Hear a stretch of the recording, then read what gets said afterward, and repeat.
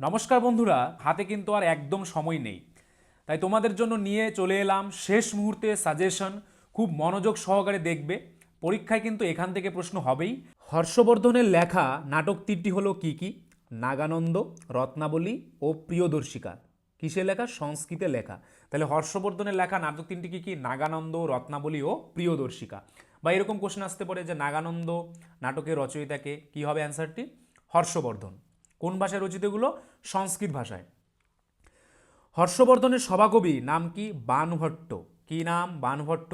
বাণভট্টের মতে হর্ষবর্ধন তিনি পঞ্চভারতের অধীশ্বর ছিলেন। তাহলে কার মতে হর্ষবর্ধন পঞ্চভারতের অধীশ্বর ছিলেন? অ্যান্সারটি হয়ে যাবে বাণভট্ট। ঠিক আছে, নেক্সট। বাণভট্ট লেখেন হর্ষচরিত এবং কাদম্বরী। তাহলে বাণভট্টর লেখা দুটি গ্রন্থের নাম কি? হর্ষচরিত এবং কাদম্বরী।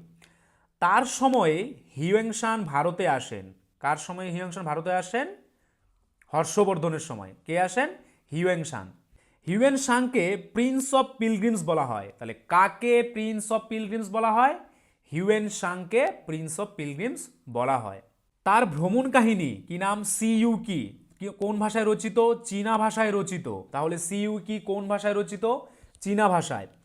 নালন্দা বিশ্ববিদ্যালয় ছিল এশিয়ার মধ্যে বৃহত্তম বিশ্ববিদ্যালয়। তাহলে এশিয়ার মধ্যে বৃহত্তম বিশ্ববিদ্যালয় কি ছিল? নালন্দা বিশ্ববিদ্যালয়। খুবই ইম্পর্টেন্ট একটি প্রশ্ন। নেক্সট কি আছে? পাল বংশ। পাল বংশের প্রতিষ্ঠাতাকে? গোপাল 750।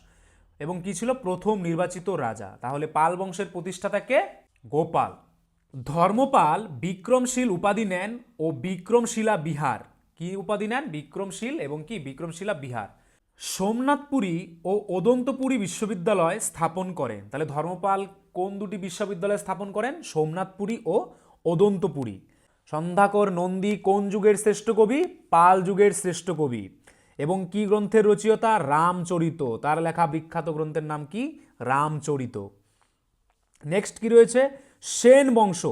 সেন বংশের প্রতিষ্ঠাতাকে? সামন্ত সেন। তাহলে সেন বংশের প্রতিষ্ঠাতাকে? অ্যান্সারটি হয়ে যাবে সামন্ত সেন। শ্রেষ্ঠ রাজা। সেন বংশের শ্রেষ্ঠ রাজার নাম কি? বল্লাল সেন। কি নাম? বল্লাল সেন, যিনি কৌলিন্য প্রথার প্রবর্তক। কৌলিন্য প্রথা কে প্রবর্তন করেন? বল্লাল সেন। কে? বল্লাল সেন। এবং শেষ রাজা কে ছিলেন সেন বংশের? অ্যান্সারটি হয়ে যাবে লক্ষণ সেন।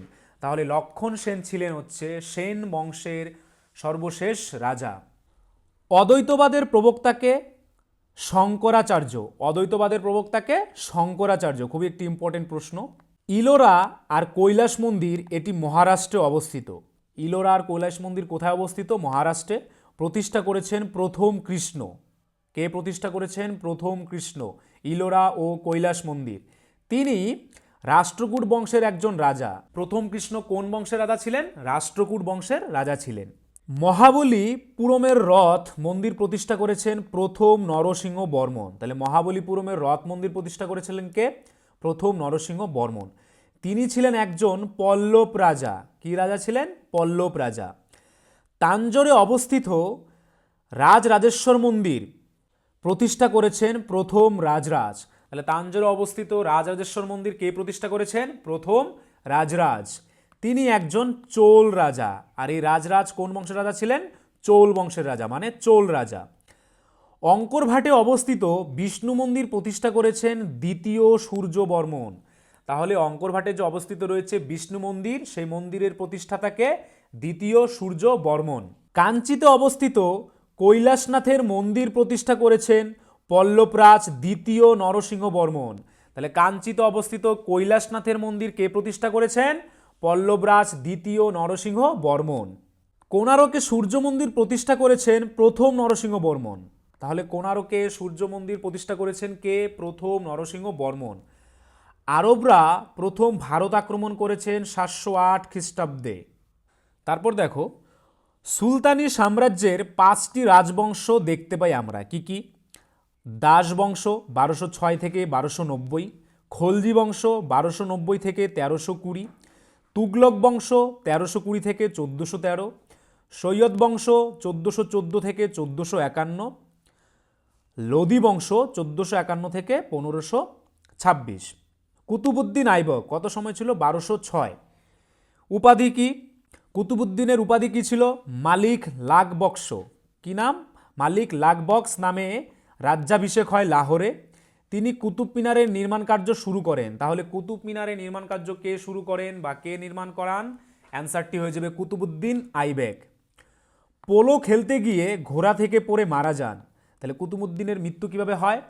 পোলো খেলতে গিয়ে ঘোড়া থেকে পড়ে তিনি মৃত্যুবরণ করেন। তিনি আড়াই দিন কা ঝোপড়া নির্মাণ করেছেন। কি করেছেন? আড়াই দিন কা ঝোপড়া। আড়াই দিন কা ঝোপড়া কে নির্মাণ করেছেন? কুতুবুদ্দিন আইবক। কুতুবুদ্দিন আইবক ছিলেন মোহাম্মদ ঘুরির একজন সেনাপতি। কার সেনাপতি? মোহাম্মদ ঘুরির। তিনি 1206 থেকে 1210 সালের মধ্যে দাস রাজবংশ শাসন করেছিলেন। তিনি ছিলেন ভারতে তুর্কি শাসনের প্রকৃত প্রতিষ্ঠাতা। ভারতে তুর্কি শাসনের প্রকৃত প্রতিষ্ঠাতা কে ছিলেন? কুতুবুদ্দিন আইবক। ইউনেস্কো বিশ্ব ঐতিহ্য স্থান কুতুব মিনার 1192 সালের দিকে কুতুবুদ্দিন আইবেক দ্বারা নির্মিত হয়েছিল। এই যে কুতুব মিনার রয়েছে, ইউনেস্কো বিশ্ব ঐতিহ্য স্থান, ওয়ান অফ দ্য 7 ওয়ান্ডার্স, সেটা কে নির্মাণ করেছিলেন? কুতুবুদ্দিন আইবক। ঠিক আছে। ইলতুৎমিশ ছিলেন কুতুবুদ্দিন আইবেকের জামাতা। তাহলে ইলতুৎমিশ কে ছিলেন? ইলতুৎমিশ ছিলেন কুতুবুদ্দিন আইবকের জামাতা। ইলতুৎমিশ তিনি সুলতানি সাম্রাজ্যের প্রকৃত প্রতিষ্ঠাতা। তাহলে সুলতানি সাম্রাজ্যের প্রকৃত প্রতিষ্ঠাতার নাম কি? অ্যান্সারটি হয়ে যাবে ইলতুৎমিশ। এবং তিনি দাস বংশের শ্রেষ্ঠ সম্রাট। কোন বংশের শ্রেষ্ঠ সম্রাট? দাস বংশের শ্রেষ্ঠ সম্রাট। তিনি 40 চক্র চালু করেছেন। তাহলে 40 চক্র কে চালু করেছেন? ইলতুৎমিশ। ঠিক আছে। তিনি রূপার মুদ্রা টঙ্কা এবং তামার মুদ্রা জিতল চালু করেছেন। কি কি চালু করেছেন? কোন কোন মুদ্রা? রূপার মুদ্রা টঙ্কা এবং তামার মুদ্রা কি? জিতল। তিনি ইকতা প্রথা চালু করেছেন। তাহলে ইকতা প্রথা কে চালু করেছেন? অ্যান্সারটি হয়ে যাবে ইলতুৎমিশ। দিল্লির একমাত্র মহিলা সুলতান ছিলেন কে? সুলতানা রাজিয়া। খুবই একটি ইম্পর্টেন্ট প্রশ্ন। দিল্লির একমাত্র মহিলা সুলতানের নাম কি ছিল? সুলতানা রাজিয়া। খলজি বংশের শ্রেষ্ঠ রাজার নাম কি? আলাউদ্দিন খলজি। তাহলে খলজি বংশের শ্রেষ্ঠ রাজার নাম কি? আলাউদ্দিন খলজি। তিনি দাগ ও হুলিয়া নামে প্রথা চালু করেছেন। খুবই ইম্পর্টেন্ট। দাগ ও হুলিয়া নামে প্রথা কে চালু করেছেন? আলাউদ্দিন খলজি। ইকতা প্রথা বন্ধ করেছেন আলাউদ্দিন খলজির সেনাপতির নাম কি? মালিক কাফুর। তাহলে আলাউদ্দিন খলজির সেনাপতির নাম কি? মালিক কাফুর। আলাউদ্দিন খলজি আলাই দরজা তৈরি করেছেন। আলাই দরজা কে তৈরি করেছেন? আলাউদ্দিন খলজি। তেরে বিনা নেই লাগতা দিল মেরা ডোলনা। মোহাম্মদ বিন তুগলক তার আসল নাম কি ছিল? জুনাখা। তাহলে মোহাম্মদ বিন তুগলকের আসল নাম কি ছিল? জুনাখা। তিনি আমিরি কোহি নামে কৃষি বিভাগ চালু করেছেন। তাহলে তিনি যে কৃষি বিভাগ চালু করেছেন তার নাম কি? আমিরি কোহি। দিল্লি থেকে দেবগিরিতে রাজধানী স্থানান্তর করে তার নাম দেন দৌলতাবাদ। তাহলে দিল্লি থেকে তিনি দেবগিরিতে রাজধানী স্থানান্তরণ করেন এবং তার নাম কি দেন? দৌলতাবাদ। তিনি তামার নোট, প্রতীক মুদ্রা, দোকানি মুদ্রা চালু করেছেন। কি কি চালু করেছেন? তামার নোট কে চালু করেছেন? মোহাম্মদ বিন তুগলক। প্রতীক মুদ্রা কে চালু করেছেন? মোহাম্মদ বিন তুগলক। ঠিক আছে। তার সময় বিজয়নগর এবং বাহমনি নামে সাম্রাজ্য প্রতিষ্ঠা হয়। কোন দুটি সাম্রাজ্য তার সময়ে প্রতিষ্ঠিত হয়? কি কি? বিজয়নগর ও বাহমনি। তার সময় মরক্কো থেকে ইবন বতুতা ভারতে আসেন। তাহলে ইবন বতুতা কার সময়ে ভারতে আসেন? অ্যান্সারটি হয়ে যাবে মোহাম্মদ বিন তুগলক। ফিরোজ শাহ তুগলক তিনি সুলতানি যুগের আকবর নামে পরিচিত। কাকে সুলতানি যুগের আকবর বলা হয়? অ্যান্সারটি হয়ে যাবে ফিরোজ শাহ তুগলক। খুবই একটি ইম্পর্টেন্ট প্রশ্ন। তিনি সেনাবাহিনী থেকে দাগ ও হুলিয়া নামে প্রথা তুলে দেন। তাহলে তিনি দাগ ও হুলিয়া নামে যে প্রথাটি ছিল সেটি কি করে দেন? তুলে দেন।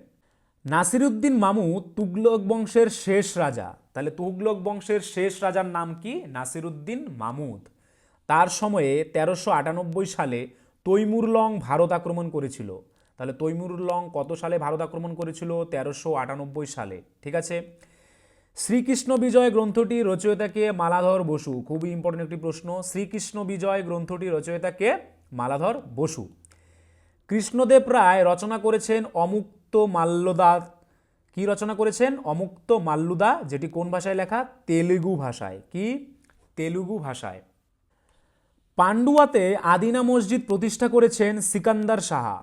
তাহলে আদিনা মসজিদের প্রতিষ্ঠাতার নাম কি? সিকান্দার সাহা। এটি কোথায় অবস্থিত? পান্ডুয়াতে।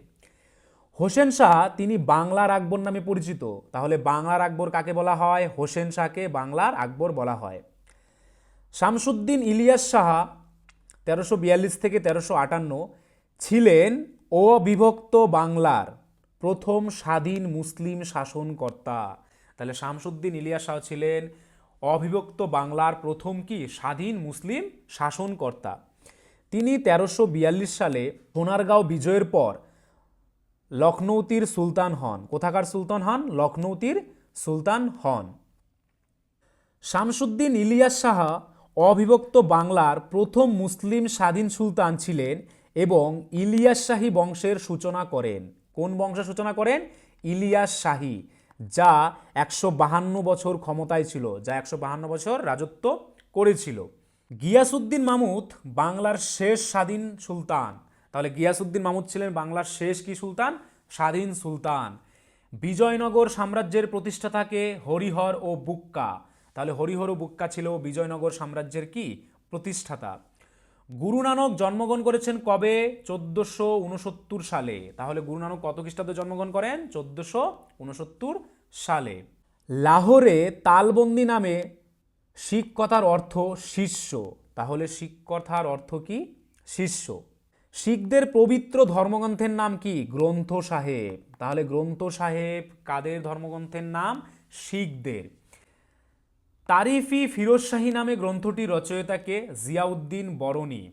তাহলে তারিখ ই ফিরোজ শাহী এই গ্রন্থটি রচয়িতাকে? জিয়াউদ্দিন বরণী। আকবরনামা বা আইনি আকবরী রচনা করেছেন আবুল ফজল। খুবই একটি ইম্পর্টেন্ট প্রশ্ন। আকবরনামা বা আইনি আকবরী কার লেখা? কি হবে অ্যান্সারটি? আবুল ফজল। শাহজাহান নামা গ্রন্থটি রচনা করেছেন কে? ইনায়েত খাঁ। শাহজাহান নামে গ্রন্থটি রচনা কে করেছেন? ইনায়েত খাঁ। বাবরের বাবার নাম কি? ওমর শেখ মির্জা। তাহলে ওমর শেখ মির্জার পুত্রের নাম কি? বাবর। ঠিক আছে, তাহলে বাবরের বাবার নাম কি? ওমর শেখ মির্জা। পানিপথের প্রথম যুদ্ধ অনুষ্ঠিত হয় 1526 সালের 21 এপ্রিল। তাহলে পানিপথের প্রথম যুদ্ধ কবে হয়েছিল? 1526 সালের 21 এপ্রিল। কার কার মধ্যে হয়েছিল? বাবর এবং ইব্রাহিম লোদির মধ্যে হয়েছিল প্রথম পানিপথের যুদ্ধ। ঠিক আছে। ভারতবর্ষে প্রথম কামান বা আগ্নেয়াস্ত্র ব্যবহার করেন বাবর পানিপথের প্রথম যুদ্ধে। তাহলে ভারতবর্ষে প্রথম কামান এবং আগ্নেয়াস্ত্র ব্যবহার করেছেন কে? বাবর। এবং কোন যুদ্ধে ব্যবহার করেছেন? প্রথম পানিপথের যুদ্ধে। ঠিক আছে। খানুয়ার যুদ্ধ কবে হয়? 1527 সালে। তাহলে খানুয়ার যুদ্ধ কবে হয়েছিল? 1527 সালে। প্রতিপক্ষ মেবারের রানা সঙ্গ বা সংগ্রাম সিংহ 1529 সালে ঘরগড়া যুদ্ধে ইব্রাহিম লোদির ভাই মামুদ লোদি এবং বাংলার সুলতান নসরত শাহকে পরাজিত করেন। তাহলে মেবারের রানা সংগ্রাম সিংহ কোন যুদ্ধে? ঘরগড়া যুদ্ধে। কাকে পরাজিত করেন? ইব্রাহিম লোদির ভাই মামুদ লোদি এবং বাংলার সুলতান কি? নসরত শাহকে পরাজিত করেন। কোন যুদ্ধে? ঘরগড়া যুদ্ধে। গোলাপ চাষ শুরু হয় বাবরের আমল থেকেই। তাহলে গোলাপ চাষ শুরু হয় কার আমল থেকে? বাবরের আমল থেকেই। বাবরের সমসাময়িক ছিলেন বাংলার হুসেন শাহী সুলতান নসরত শাহ। কার সমসাময়িক ছিলেন? বাবরের সমসাময়িক। হুমায়ুন কথার অর্থ কি? হুমায়ুন কথার অর্থ হচ্ছে কি? ভাগ্যবান। তাহলে হুমায়ুন কথার অর্থ কি? ভাগ্যবান। হুমায়ুন 1530 সালে দিল্লির সিংহাসনে বসেন। কবে দিল্লির সিংহাসনে বসেন? 1530 সালে। চৌসার যুদ্ধ কবে হয়? 1539 সালের 27 জুন। প্রতিপক্ষ শেরশাহ হুমায়ুনকে পরাজিত করেন। কোন যুদ্ধে? চৌসার যুদ্ধে। ঠিক আছে। নেক্সট, কনৌজ বা বিল্লগ্রামের যুদ্ধ কত খ্রিস্টাব্দে হয়? 1540 সালের 17 জুন।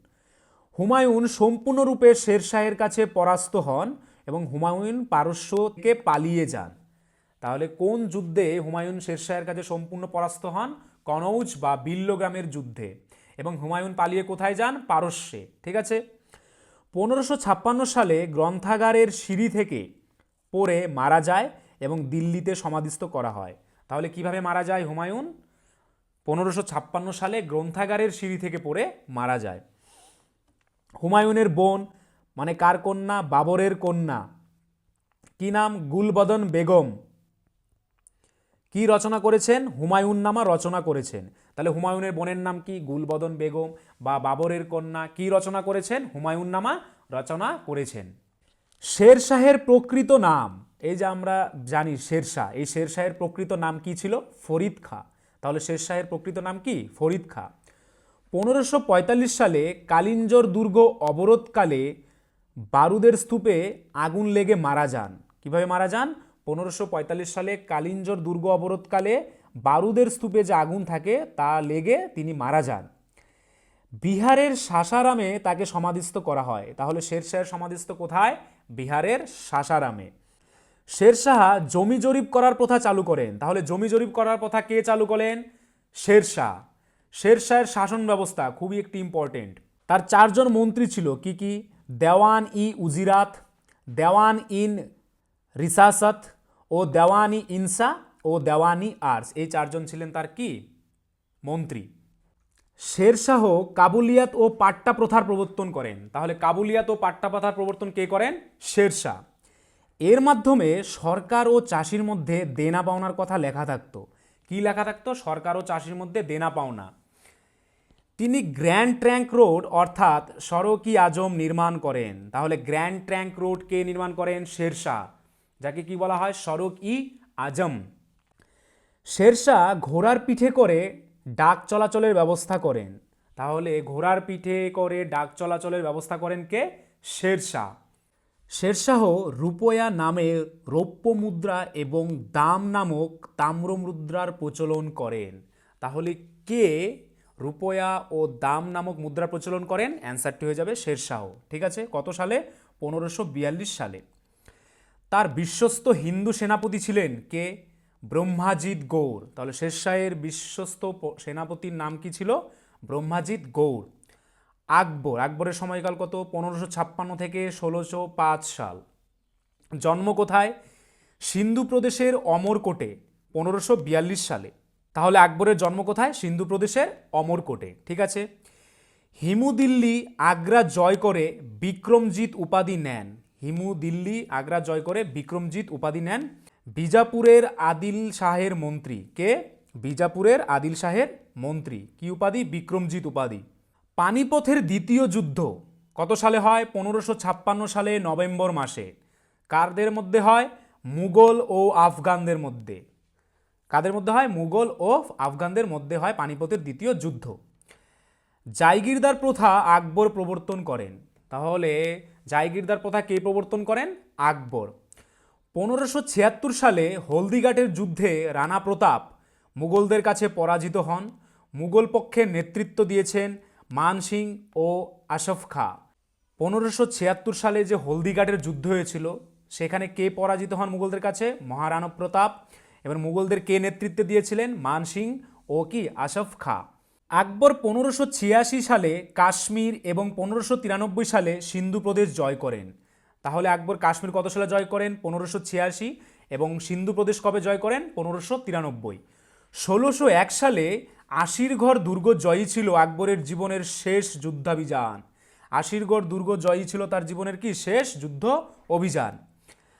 আকবর গুজরাট জয়কে স্মরণীয় রাখতে তিনি ফতেপুর সিক্রিতে বুলন্দ দরওয়াজা নির্মাণ করেন। তাহলে বুলন্দ দরওয়াজা খুবই ইম্পর্টেন্ট একটি প্রশ্ন। কে নির্মাণ করেন? আকবর। ঠিক আছে। আকবর 1605 খ্রিস্টাব্দে মারা যান। কিভাবে মারা যান? আমাশয়ে, ব্লাডি ডাইসেন্ট্রি, আমাশয়তে মারা যান, তে আক্রান্ত হয়ে মারা যান। সেকেন্দ্রাতে সমাধিস্থ করা হয়। তাহলে তার সমাধি কোথায়? সেকেন্দ্রা। আকবরের রাজস্ব মন্ত্রীর নাম কি? টোডরমল। আকবরের রাজস্ব মন্ত্রী কে ছিলেন? টোডরমল। টোডরমল প্রবর্তিত রাজস্ব সংস্কার টোডরমল ব্যবস্থা জাতি ব্যবস্থা নামে পরিচিত। কি নামে? টোডরমল ব্যবস্থা বা যাবতী ব্যবস্থা। 1582 সালে যাবতী ব্যবস্থা আকবর প্রবর্তন করেন। তাহলে যাবতী ব্যবস্থা আকবর কবে প্রবর্তন করেন? 1582 সালে। খাজনা সংক্রান্ত টোডরমল ব্যবস্থা দহশালা নামে পরিচিত। কি নামে পরিচিত? দহশালা। আকবর 1575 সালে ইবাদতখানা ফতেপুর সিক্রিতে নির্মাণ করেন। তাহলে আকবর 1575 সালে ইবাদতখানা কোথায় নির্মাণ করেন? ফতেপুর সিক্রিতে। আকবর 1579 সালে মনসবদারি প্রথা চালু করেন। তাহলে মনসবদারি প্রথা কে চালু করেন? আকবর। কত সালে? 1579 সালে। মনসব শব্দের অর্থ হচ্ছে মর্যাদা, বা পদমর্যাদা, কি মর্যাদা বা পদমর্যাদা। দিন-ই ইলাহির অর্থ হচ্ছে দেবাদেশ বা স্বর্গীয় একেশ্বরবাদ। তাহলে দিন-ই ইলাহির অর্থ কি? দেবাদেশ বা স্বর্গীয় একেশ্বরবাদ। 1582 সালে দিন-ই ইলাহি প্রবর্তন করেন। তাহলে কত সালে আকবর দিন-ই ইলাহি প্রবর্তন করেন? 1582 সালে। আকবরের হিন্দু মন্ত্রী, একমাত্র হিন্দু মন্ত্রী কে? বীরবল। তারপর বাকি মন্ত্রীগুলো কি ছিল? আবুল ফজল ও ফৈজি এই ধর্মমত গ্রহণ করেন। প্রথমে গ্রহণ করেন যিনি, তিনি হচ্ছেন কি? বীরবল। আকবরের সভাকবি বা সঙ্গীতজ্ঞ কি নাম? তানসেন। খুবই ইম্পর্টেন্ট। আকবরের সঙ্গীতজ্ঞের নাম কি? তানসেন। তানসেনের আসল নাম কি? রামতন পান্ডে। আকবর তীর্থকর 1563 সাল ও জিজিয়া কর 1564 সাল তুলে দেন। আকবর তীর্থকর ব্যবস্থা, যে তীর্থ করতে গেলে হিন্দুদের যে কি দেওয়া হতো, খাজনা দেওয়া হতো, সেটা তুলে দিয়েছিল কত সালে? 1563 সালে। ও জিজিয়া করও তুলে দিয়েছিল 1564 সালে। আকবরের রাজসভায় নবরত্ন বিরাজ করতেন। তার 9 জন কি ছিলেন? ফেভারিট মন্ত্রী ছিলেন, যাদের মধ্যে সব থেকে প্রিয় ছিল তার কি? বীরবল। র্যালফ পিচ ইংরেজ আকবরের আমলে এসেছিলেন কত সালে? 1575 সালে। তাহলে র্যালফ পিচ কার আমলে ভারতে এসেছিলেন? আকবরের আমলে। তুলসীদাস কি? দ্বিতীয় বাল্মীকি বলা হয় যাকে। কিসের রচিতা? রামচরিত মানসের রচয়িতা। তাহলে রামচরিত মানস কে লিখেছিলেন? তুলসীদাস, যাকে দ্বিতীয় বাল্মীকি বলা হয়। আবুল ফজল আইনি আকবরী ও আকবরনামা। আবুল ফজল না থাকলে আকবরনামার রচয়িতা হবে ফৈজি। যদি অপশনে আবুল ফজল না থাকে তাহলে কি রচয়িতা হবে? ফৈজি। আকবর চেয়েছিলেন দার উল হার্ব অর্থাৎ অমুসলমানদের দেশ। আকবর চেয়েছিলেন কি? দার উল হার্ব অর্থাৎ কিসের দেশ? অমুসলমানদের দেশ। নেক্সট কি রয়েছে? জাহাঙ্গীর, খুবই ইম্পর্টেন্ট। 1605 থেকে 1627 সাল। আসল নাম কি ছিল জাহাঙ্গীরের? সেলিম। তাহলে জাহাঙ্গীর আসল নাম কি? সেলিম। আকবরের জ্যেষ্ঠ পুত্র। কি নাম? সেলিম। উপাধি কি ছিল? নুরুদ্দিন মোহাম্মদ জাহাঙ্গীর বাদশাহ গাজী। তাহলে জাহাঙ্গীর উপাধি কি ছিল? নুরুদ্দিন মোহাম্মদ জাহাঙ্গীর বাদশাহ গাজী। আহমদনগরের মন্ত্রী মালিক অম্বরকে যুবরাজ খুররম পরাস্ত করলে জাহাঙ্গীর খুররমকে শাহজাহান উপাধি দেন। কাকে শাহজাহান উপাধি দেন? খুররমকে। তার আত্মরচিত গ্রন্থের নাম কি? তুজুক-ই জাহাঙ্গীরি। কি ভাষায় লেখা? তুর্কি ভাষায় লেখা। তিনি পঞ্চম শিখগুরু অর্জুনকে হত্যা করেছিলেন। তাহলে পঞ্চম শিখগুরু অর্জুনকে কে হত্যা করেছিলেন? জাহাঙ্গীর। লাহোরে মতি মসজিদ নির্মাণ করেন কে? জাহাঙ্গীর। তিনি ষষ্ঠ শিখগুরু হরকিষাণকে হত্যা করেছিলেন। তাহলে তিনি পঞ্চম শিখগুরু অর্জুন প্লাস ষষ্ঠ শিখগুরু হরকিষাণকে হত্যা করেছিলেন কে? জাহাঙ্গীর। নূরজাহান কে ছিলেন? জাহাঙ্গীরের প্রিয়তমা পত্নী। জাহাঙ্গীরের প্রিয়তমা পত্নীর নাম কি? নূরজাহান, যার অর্থ কি? জগতের আলো। নূরজাহানের অর্থ কি? জগতের আলো। তার পূর্ব নাম কি ছিল? মেহেরুন্নিসা। জাহাঙ্গীরই তার নাম দেন নূরজাহান। তাহলে মেহেরুন্নিসা থেকে নূরজাহান নাম কে দেন? জাহাঙ্গীর। নূরজাহানকে বাদশা বেগম বা সাম্রাজ্যের প্রথম নারীর সম্মান দেওয়া হয়। নূরজাহানকেই বাদশা বেগম বা সাম্রাজ্যের প্রথম কি দেওয়া হয়? নারীর সম্মান দেওয়া হয়। স্মিথ নূরজাহানকে সিংহাসনের পশ্চাদের শক্তি বলেছেন। ঐতিহাসিক কি ভিনসেন্ট স্মিথ নূরজাহানকে সিংহাসনের পশ্চাদের কি বলেছেন? শক্তি বলেছেন। ইংল্যান্ডের যুবরাজ হয় জেমসের দূত হিসাবে ক্যাপ্টেন হকিংস 1608 সালে এবং এডওয়ার্ড এবং স্যার টমাস রো 1615 সালে জাহাঙ্গীরের দরবারে এসেছিলেন। জাহাঙ্গীরের সমাধি কোথায় অবস্থিত? লাহোরে। কোথায়? লাহোরে। নেক্সট কি আছে? শাহজাহান। কত থেকে কত? 1627 থেকে 1658 সাল পর্যন্ত। পূর্ব নাম কি ছিল শাহজাহানের? খুররম। জাহাঙ্গীরের কি তৃতীয় সন্তান। তাহলে জাহাঙ্গীরের তৃতীয় সন্তানের নাম কি? শাহজাহান। তার রাজত্বকালে মোগল আমলের স্বর্ণযুগ বলা হয়, গোল্ডেন এজ বলা হয়। খুবই ইম্পর্টেন্ট যে কার রাজত্বকালে মোগল সাম্রাজ্যকে স্বর্ণযুগ বলা হয়, গোল্ডেন এজ। কি হবে? শাহজাহানের রাজত্বকালে। তিনি মমতাজের স্মরণে আগ্রার যমুনার তীরে তাজমহল নির্মাণ করেন। তাহলে কে তাজমহল নির্মাণ করেন? শেরশাহ তার প্রিয় পত্নী মমতাজের স্মরণে। কোন নদীর তীরে? যমুনা নদীর তীরে। 22 বছর সময় ও 3 কোটি টাকা ব্যয় হয়েছিল এই তাজমহল নির্মাণের কাজে। কত বছর লেগেছিল? 22 বছর আর প্রায় 3 কোটি টাকা তখনকার সময়ে।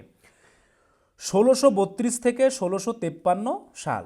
এই সময়টা ছিল কি তাজমহল নির্মাণের সময়। শাহজাহান কি বেবাদল খাঁর তত্ত্বাবধানে 1 কোটি স্বর্ণমুদ্রা দিয়ে ময়ূর সিংহাসন নির্মাণ করেন। তাহলে ময়ূর সিংহাসন কে নির্মাণ করেন? শাহজাহান। 1 কোটি স্বর্ণমুদ্রা দিয়ে। কত সালে? 1628 থেকে 1635 সাল পর্যন্ত। পারস্য সম্রাট নাদির শাহ কোহিনূর হীরার সাথে এটি নিয়ে যান। কে নিয়ে যান এটি? পারস্য সম্রাট নাম কি? নাদির শাহ। দিল্লির জামা মসজিদ, জুম্বা মসজিদ শাহজাহানের তৈরি। এই যে রয়েছে দিল্লির বিখ্যাত জামা মসজিদ ও জুম্বা মসজিদ, এটি কে তৈরি করেছেন? শাহজাহান। শাহজাহান শীষমহলও তৈরি করেছেন, মানে কাচের মহল। কে শীষমহলও কে তৈরি করেছেন? শাহজাহান। আগ্রার মতি মসজিদ আকবর নির্মিত আগ্রা ফোর্টে অবস্থিত। কোথায় অবস্থিত? আকবর নির্মিত আগ্রা ফোর্টে কি অবস্থিত? মতি মসজিদ। শাহজাহানের কি স্থাপত্য কীর্তি। আগ্রা ফোর্ট লাল পাথরের তৈরি। আগ্রা ফোর্ট কি দিয়ে তৈরি? কোন পাথর দিয়ে? লাল পাথর দিয়ে তৈরি। শাহজাহান নির্মিত আগ্রার জাম-ই মসজিদ মসজিদ ই জান নামা নামে খ্যাত। কি নামে খ্যাত? জামি মসজিদ কি নামে খ্যাত? মসজিদ ই জাহান্নামা নামে খ্যাত। খাসমহল শাহজাহানের নির্মিত। খাসমহল কে নির্মাণ করেন? শাহজাহান। শাহজাহানের সমাধি কোথায়? তাজমহলে। তাহলে শাহজাহানের সমাধি কোথায় রাখা হয়েছিল? তাজমহলে। নেক্সট কি আছে? ঔরঙ্গজেব। কত থেকে কত? 1658 থেকে 1707 সাল পর্যন্ত। ঔরঙ্গজেবের পিতা শাহজাহানকে বন্দি করে সিংহাসনে বসেন 1658 সালে এবং বন্দি অবস্থায় শাহজাহান 1666 সালে মারা যান। তাহলে ঔরঙ্গজেব তার পিতা শাহজাহানকে বন্দি করে জোরজবস্তি কি সিংহাসনে বসেন এবং 1658 সালে, তারপর কি বন্দি অবস্থায় শাহজাহান 1666 সালে কি করে যান? মারা যান। উপাধি ছিল কি ঔরঙ্গজেবের? আলমগীর, বাদশাহ। বাদশাহকে কি বলা হয়? সম্রাট। ও গাজী, যার অর্থ হচ্ছে কি ধর্মযোদ্ধা। তাহলে ঔরঙ্গজেবের উপাধি কি? আলমগীর ও বাদশাহ। দারা শিকোহ ও শাহজাহানের সম্মিলিত বাহিনীকে ঔরঙ্গজেব শামুগড়ের যুদ্ধে 1658 সালে পরাজিত করে দিল্লির সিংহাসনে বসেন। তাহলে দারা শিকোহ ও শাহজাহানের যে সম্মিলিত বাহিনী রয়েছে, ঔরঙ্গজেব শামুগড়ের যুদ্ধে তাকে পরাজিত করে কি দিল্লির সিংহাসনে বসেন।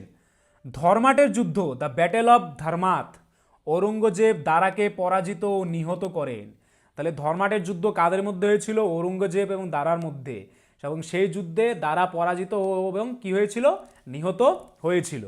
ঔরঙ্গজেবের আমলে মুঘল সাম্রাজ্যের বিস্তৃতি চরম সীমায় পৌঁছায়। ঔরঙ্গজেবের সেনাপতি কি নাম? মীর জুমলা। ঔরঙ্গজেব জিজিয়া কর পুনঃপ্রবর্তন করেন 1679 খ্রিস্টাব্দে। যে জিজিয়া কর আকবর তুলে দিয়েছিলেন সেই জিজিয়া কর আবার পুনঃপ্রবর্তন করেন কে? ঔরঙ্গজেব। কত সালে? 1679 সালে। দিল্লির রেড ফোর্ট মতি মসজিদ নির্মাণ করেন। দিল্লির রেড ফোর্টে মতি মসজিদ কি করেন? নির্মাণ করেন। তাকে দরবেশ ও জিন্দাপীর বা জীবন্ত সাধুও বলা হয়। তাহলে দরবেশ কাকে বলা হয়? ঔরঙ্গজেবকে। বা জিন্দাপীর বা জীবন্ত সাধুও কাকে বলা হয়? ঔরঙ্গজেবকে। নবম শিখগুরু তেগ বাহাদুরকে তিনি হত্যা করেন। নবম শিখগুরু কাকে? তেগ বাহাদুরকে তিনি হত্যা করেন। 1689 সালে মারাঠা রাজ শম্ভুজিকে তিনি নৃশংসভাবে হত্যা করেন। 1679 সালে মারাঠা রাজ কি শম্ভুজিকে তিনি নৃশংসভাবে হত্যা করেন। মানুচি নামক ইতালীয় পর্যটক এই সময়ে ভারতে এসেছিলেন। তাহলে মানুচি নামক ইতালি পর্যটক কার সময় ভারতে এসেছিলেন? ঔরঙ্গজেবের সময়ে। 1665 সালে দিলির খাঁ ও জয়সিংয়ের সাথে শিবাজির পুরন্দরের সন্ধি স্বাক্ষরিত হয়েছিল। কার কার সঙ্গে? দিলির খাঁ ও জয়সিংয়ের সঙ্গে। কার? শিবাজির। তিনি নওরোজ উৎসব নিষিদ্ধ করেন ও মহরম উৎসব বন্ধ করে দেন। কে? শিবাজি। নওরোজ উৎসব এবং মহরম উৎসব কি করে দেন? বন্ধ করে দেন। তিনি ঝাড়খা দর্শন প্রথা তুলে দেন। কে? শিবাজি কি প্রথা তুলে দেন? ঝাড়খা দর্শন প্রথা তুলে দেন। এবার কিছু উল্লেখযোগ্য গবেষণাগার নিয়ে আলোচনা করব। দেখা যাক কি কি আছে। ফার্স্ট কি রয়েছে? ভারতীয় কৃষি গবেষণাগার কেন্দ্র কোথায় অবস্থিত? নিউ দিল্লিতে। ভারতীয় কৃষি গবেষণাগার কেন্দ্র। কেন্দ্রীয় আখ গবেষণাগার কেন্দ্র কোথায় অবস্থিত? কোয়েম্বাটুরে। কোথায়? কোয়েম্বাটুরে। কেন্দ্রীয় ধান গবেষণাগার কেন্দ্র কোথায় অবস্থিত? কটকে। কেন্দ্রীয় আলু গবেষণাগার কেন্দ্র কোথায় অবস্থিত? সিমলাতে। কেন্দ্রীয় আখ গবেষণাগার কেন্দ্র কোথায় অবস্থিত? কোয়েম্বাটুরে। কেন্দ্রীয় তামাক গবেষণাগার কেন্দ্র কোথায় অবস্থিত? রাজামুন্দ্রিতে। তাহলে রাজামুন্দ্রিতে কি অবস্থিত? কেন্দ্রীয় তামাক গবেষণাগার। কেন্দ্রীয় সড়ক গবেষণাগার কেন্দ্র কোথায় অবস্থিত? নিউ দিল্লিতে। জাতীয় চিনি গবেষণাগার কেন্দ্র কোথায় অবস্থিত? কানপুরে। ভারতীয় লাক্ষা গবেষণাগার কেন্দ্র কোথায় অবস্থিত? রাঁচিতে। কোথায়? রাঁচিতে। জাতীয় দুগ্ধ গবেষণাগার কেন্দ্র কোথায় অবস্থিত? কার্নালে। কোথায়? কার্নাল। কেন্দ্রীয় জ্বালানি গবেষণাগার কেন্দ্র কোথায় অবস্থিত? ধানবাদে। কোথায়? ধানবাদ। কেন্দ্রীয় ড্রাগ গবেষণাগার কেন্দ্র কোথায় অবস্থিত? লখনৌতে। ভারতীয় আবহাওয়া নিরীক্ষণ গবেষণাগার কেন্দ্র কোথায়? পুনে ও দিল্লিতে। ইউরেনিয়াম কর্পোরেশন অফ ইন্ডিয়া কোথায়? জাদুগোড়াতে। কোথায়? জাদুগোড়াতে। ভারতীয় মহাকাশ গবেষণাগার কেন্দ্র কোথায় অবস্থিত? বেঙ্গালুরু, যেটা কি ইসরো। কেন্দ্রীয় গম গবেষণাগার কেন্দ্র কোথায় অবস্থিত? পুসাতে। খুবই ইম্পর্টেন্ট। কেন্দ্রীয় গম গবেষণাগার কেন্দ্র কোথায় অবস্থিত? পুসাতে। কেন্দ্রীয় পাট গবেষণাগার কেন্দ্র কোথায় অবস্থিত? ব্যারাকপুরে। কোথায়? ব্যারাকপুর। কেন্দ্রীয় মৎস্য গবেষণাগার কেন্দ্র জুনপুট। কেন্দ্রীয় চা গবেষণাগার কেন্দ্র জোরহাট। কেন্দ্রীয় কফি গবেষণাগার কেন্দ্র কোথায়? চিকমাগলুর। কি? চিকমাগালুর। কেন্দ্রীয় কার্পাস গবেষণাগার কেন্দ্র কোথায়? নাগপুরে। কোথায়? নাগপুর। কেন্দ্রীয় খাদ্য গবেষণাগার কেন্দ্র কোথায় অবস্থিত? মহীশূরে। ভারতীয় পেট্রোলিয়াম গবেষণাগার কোথায় অবস্থিত? দেরাদুনে। জাতীয় সমুদ্র গবেষণাগার কেন্দ্র কোথায় অবস্থিত? পানাজিতে। পশ্চিমবঙ্গের নদী গবেষণাগার কেন্দ্র কোথায় অবস্থিত? কি হবে? হরিণঘাটা। কোথায়? হরিণঘাটা। জাতীয় পুষ্টি গবেষণাগার কেন্দ্র কোথায়? হায়দ্রাবাদে। মৃত্তিকা গবেষণাগার কেন্দ্র কোথায় কোথায় রয়েছে? দেরাদুন রয়েছে, চণ্ডীগড়, কোটা, আগ্রা এবং কি যোধপুর। বস্ত্র গবেষণাগার কেন্দ্র কোথায় অবস্থিত? পুনেতে। তাহলে বস্ত্র গবেষণাগার কেন্দ্র কোথায় হবে? অ্যান্সারটি হয়ে যাবে পুনে। জাতীয় সমুদ্র গবেষণাগার কেন্দ্র কোথায় অবস্থিত? পানাজিতে। কোথায়? পানাজি। এবার কিছু উল্লেখযোগ্য লোকনৃত্য নিয়ে আলোচনা করব। দেখো, বিহারের লোকনৃত্যগুলো কি কি? ছট পূজা, করম উৎসব আর কি পারুল, এগুলি হচ্ছে সব কি বিহারের লোকনৃত্য। আসামের লোকনৃত্য কি? বিহু ও দীপান্বিতা। কি? বিহু, তার মধ্যে বিহু খুবই কি জনপ্রিয় নৃত্য। মহারাষ্ট্রের লোকনৃত্যগুলি কি কি?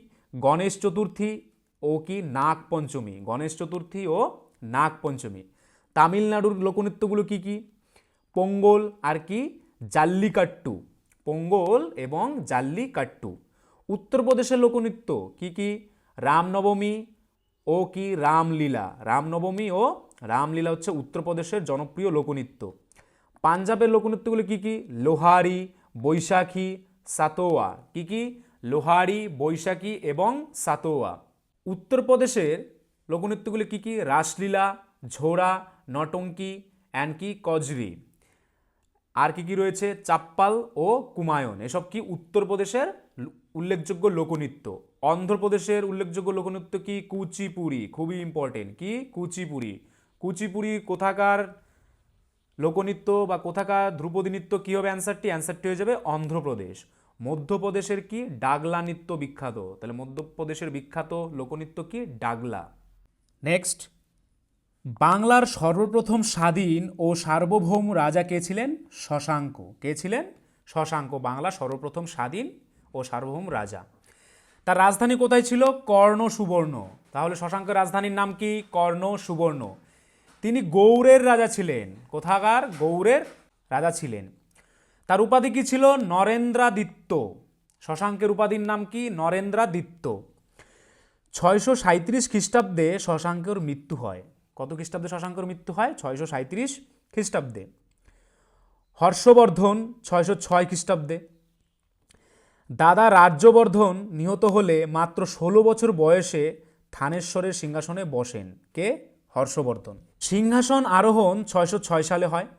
হর্ষাব্দ চালু করেন 606 খ্রিস্টাব্দে। তাহলে হর্ষবর্ধন হর্ষাব্দ কত খ্রিস্টাব্দে চালু করেন? 606 খ্রিস্টাব্দে। হর্ষবর্ধন রাজধানী থানেশ্বর থেকে কৌনজে স্থানান্তরিত করেন। তাহলে হর্ষবর্ধন তার রাজধানী থানেশ্বর কোথায় স্থানান্তরিত করেন? কৌনজে। ঠিক আছে। 620 খ্রিস্টাব্দে নর্মদা নদীর তীরে এক যুদ্ধে তিনি দ্বিতীয় পুলকেশীর কাছে পরাস্ত হন। তাহলে 620 খ্রিস্টাব্দে নর্মদা নদীর তীরে একটি যুদ্ধে হর্ষবর্ধন কার সাথে পরাস্ত হন? দ্বিতীয় পুলকেশীর সঙ্গে। আইহোল শিলালিপি থেকে জানা যায়। আর এটা কোথার থেকে জানা যায়? এই হর্ষবর্ধন যে দ্বিতীয় পুলকেশীর সঙ্গে পরাস্ত হয়েছেন, আইহোল শিলালিপি থেকে এই ঘটনাটা জানা যায়।